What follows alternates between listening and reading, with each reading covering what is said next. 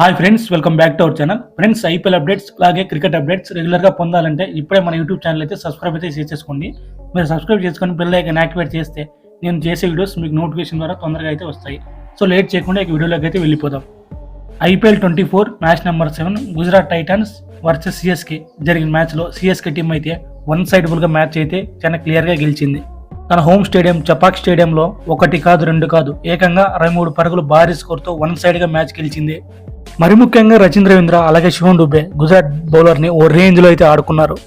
2023 ఫైనల్లో గుజరాత్ టైటన్స్ ఓడిపోయారు కాబట్టి ఈ 2024 ఐపీఎల్లో సిఎస్కే మీద చాలా స్ట్రాంగ్గా రివెంజ్ తీర్చుకుంటారు అనుకున్నాం.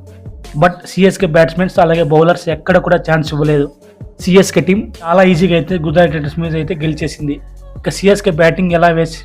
ఇక సిఎస్కే బౌలింగ్ ఎలా వేశారంటే గుజరాత్ టైటన్స్ బ్యాట్స్మెన్ కనీసం 150 పరుగులు కొట్టకుండా కట్టడి చేశారు.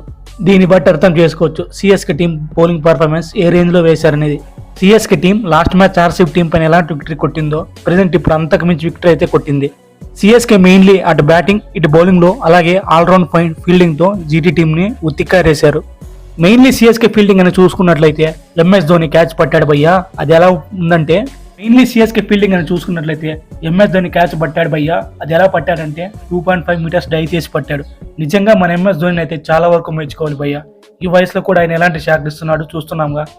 ధోని వయసుతో సంబంధం లేకుండా చాలా ఫిట్గా ఉండి మ్యాచ్ అయితే ముందుకు నడిపిస్తున్నాడు. అలాగే అజింక్య రహానే రచింద్ర రవీంద్ర కూడా చాలా మైండ్ బ్లోయింగ్ క్యాచ్ అయితే పట్టారు.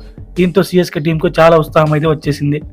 మెయిన్లీ సిఎస్కే బ్యాటింగ్ అని చూసుకున్నట్లయితే రచింద్ర రవీంద్ర ఫినామినల్ నాక్స్ అయితే ఆడాడు. ముఖ్యంగా పవర్ ప్లేలో గుజరాత్ టైటన్స్ బౌలర్ని అయితే ఒక ఆట అయితే ఆడుకున్నాడు. 2023 వరల్డ్ కప్లో ఎలాంటి షాట్లు ఆడాడేవాడు ఇప్పుడు ఎలాంటి షాట్స్ ఆడుతున్నాడు. అలాగే తన ఫామ్ని అలాగే కొనసాగిస్తున్నాడు. సిఎస్కే టీం ఫ్యూచర్ బ్యాటింగ్ అయితే ఎలాంటి లోపాలు లేవనే చెప్పాలి. ఎందుకంటే ద మ్యాన్ రచింద్ర రవీంద్ర ఇలాంటి అన్బిలీవబుల్ ఇన్నింగ్స్ ఆడితే ఈసారి కూడా సిఎస్కే కప్పు కొట్టే అవకాశాలు చాలా వరకు ఉన్నాయి. ఇక పవర్ ప్లేలో సిఎస్కే స్కోర్ అయితే 60 వరకు బాగా వచ్చింది. సిఎస్కేకి ఎలాంటి స్టార్ట్ రావాలో అంతకుముందు స్టార్ట్ అయితే వచ్చింది. మెయిన్లీ ద మ్యాన్ రచింద్ర రవీంద్ర 20 బంతులను 46 పరుగులు కొట్టి స్టంపౌట్ అయ్యాడు. ఈ కదరాల్లో చూసుకున్నట్లయితే ద్వితీయ వికెట్ కూడా కొంతవరకు టైం తీసుకొని బాగానే ఆడాడు. ఇక సిఎస్కే మొత్తానికి 10 ఓవర్లకి 100 పరుగులు దాటేసింది. ఇంత స్కోర్ రావడానికి పవర్ ప్లేలో ఆడిన అద్భుతమైన ఇన్నింగ్స్ కావచ్చు. ఆ తర్వాత వచ్చిన రహానే పెద్దగా ఆడలేకపోయాడు. ఆ తర్వాత వచ్చిన శివన్ దుబే అయితే ముఖ్యంగా జీటీ స్పిన్నర్లు అయితే భారీ సిక్స్లు కొట్టి జీటీను సైలెంట్ చేశాడు. అప్పుడే గుజరాత్ టీం కంప్లీట్గా డౌన్ అయిపోయింది. శివన్ దుబే బ్యాటింగ్ అయితే గుజరాత్ బౌలర్స్కి చాలా వరకు వణకు పుట్టింది. శివన్ దుబే మొత్తానికి 23 బంతుల్లో 50 పరుగులు కొట్టి తన మొదటి హాఫ్ సెంచరీని పూర్తి చేసుకున్నాడు. ఆ తర్వాత డెబ్యూట్లో వచ్చిన సమీర్ రిజ్వీ కూడా రాగానే 6 కొట్టి తన 2024 ఐపీఎల్కి గ్రాండ్ వెల్కమ్ అయితే చెప్పాడు. మొత్తానికి సిఎస్కే టీం 20 ఓవర్లకి 206 పరుగులు కొట్టింది. ఇక జీటీ బౌలింగ్ అని చూసుకున్నట్లయితే చాలా వరకు ఫెయిల్ అయ్యారు. చాలా వరకు మిస్ ఫీల్డింగ్ అయితే చేశారు.